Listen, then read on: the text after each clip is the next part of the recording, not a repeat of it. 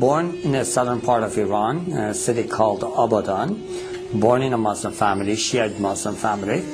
My grandfather was a Muslim leader, and he had 19 children, and out of 19 children, he had 84 grandchildren. And obviously, he had to choose one to carry the spiritual pattern of the life and the teachings for the next generation. He asked, he had, obviously there had been some things that, some things had happened, some accidents that I should have been killed, but every single time before danger was coming toward me, I saw the silhouette of a person that always was there, and I spoke of it openly to others. And my grandfather took that sign, obviously, that there is the spiritual leaders of Islam are looking over this boy, and they are protecting him. So he gave me very close attentions, and he taught me all the things I knew about Islam. I joined Hezbollah. I was in that army for about 3 years. I was studying Quran extensively then. My grandfather actually sowed this seed in my heart that I should share Islam with the poor, misled Christians, you know, that have gone astray, and obviously remind and be a spiritual leader to our family outside Iran. I traveled to Malaysia, where I was caught with 30 illegal passports, put in prison. And so I started teaching Islam in the jail, and telling everybody what they must do, what are their duties toward Allah. And so I did this routine every day. I prayed obviously 5 times a day. Shiites do pray 3 times, and they include the 17 rak'ah in the 3 times. But what I did, because I wanted to spend more time with God, I did it at 5 separate times. And then in the end of the evening, I would pray extra prayers. I would have the habit of reading through the Quran cover to cover once every 10 days. And I had gained the spiritual powers out of Islam. In Quran, they have the Jannah and the spiritual beings. And so speaking to them is not forbidden. In fact, there are stories of talking to them that Prophet Muhammad did. So I had been able to connect to that spiritual realm, and been able to acquire powers out of that.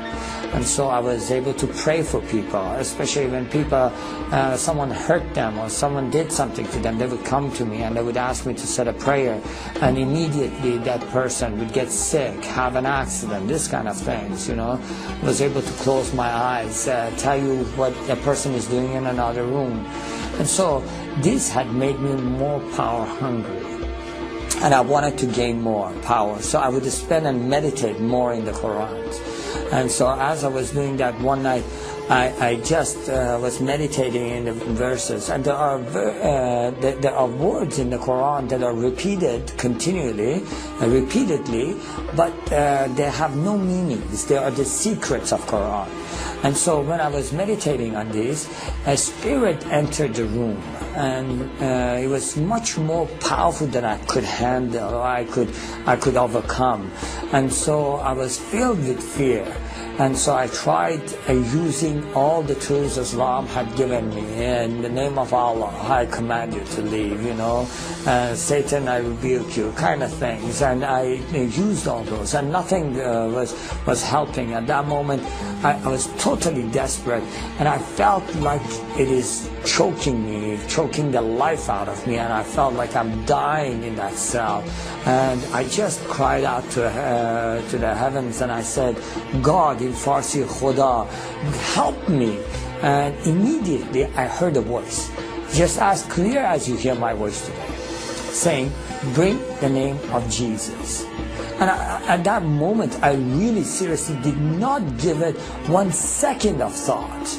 I just was, I feel like going back, I was drowning. And a man that is drowning, you throw a rope, they would never question you about the color of the rope. and just grab on. And so I did. I said, Jesus, if you are true, show me yourself. And to this day, I have no idea. Obviously, going back, I'm thinking, why did you word it that way? Why didn't you just say, Jesus, help me? I don't know why, but that's the way it came out. And before I was finished with the sentence, everything was back to normal. Now, that was not my conversion. That was the beginning of my confusion. Why would Jesus help a Muslim? Now, I had done everything in my power to be a good Muslim. I had already tried to go and commit myself to, in the way of Allah and be a martyr for Him, walking on the mines. And so the government of Iran used to issue the people that are fadai, or the ones that are willing to give themselves, to sacrifice themselves, a special Quran that had the stamp of the government. I had participated in the executions by hanging. I had done everything that I thought I must do against the infidels, and anything and everything I must do to share Allah with others. So I knew that something is wrong, and that was not because I doubted Allah or doubted Islam or anything. I fully believed, and I didn't know what that is, and it just confused me. And so I tried to just forget about it, But that question, why would Jesus help a Muslim? Why would Jesus help a Muslim? That would just keep coming at me. I believe in Muhammad, the last prophet, I would think. In the perfect religion, why would Jesus come to help me? And so that 2 weeks period, I just got really confused, and I said, okay, I'm going to pray and fast and ask God Himself to show me the path. Obviously, I thought at that moment, and there are verses and things taught in the Quran that says the ways of Allah are many, and no matter what part and what part of the mountain you climb, you always come to the same mountain top. And I thought, maybe that is what God is, and then, no, maybe it is different for God. Maybe God has a specific way for me, and He wants me to follow that specific way. So I thought, I will never find out unless I ask this question. So I did. I prayed and fasted, and from the bottom of my heart, with all my strength, I asked, God, what is it that you want me to do? What way is it that you want me to follow?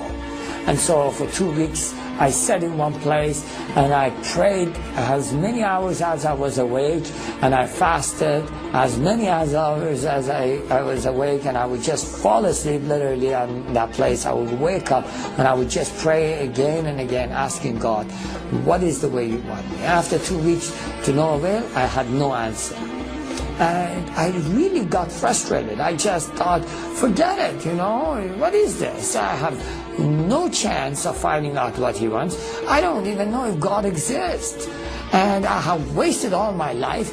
I have been afraid all my life, trying to do everything that would please Allah. And now He confuses me. If Allah is all great and He sees the heart, He knew in my heart I love Him. And what matters if I call Him whatever name I call Him? He knows in my heart I love Him. And if it does matter to Him, I ask Him. For 2 weeks I sat, prayed, and nothing happens. So, you know what? I'm going to go do my own thing.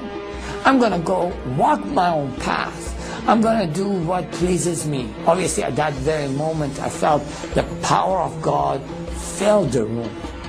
Now, in Islam, the greatest sin you can commit, and you can never be forgiven for that, is doubting God Himself, doubting His teachings, doubting His prophet. And I had done that. And in Islam, they teach you that Allah never visits, God never visits human beings. I feel, and I know against Islam I have committed the greatest sin that can never be forgiven. God's presence is in the room, and I'm confronted immediately with His holiness. All this is happening simultaneously, and I'm confronted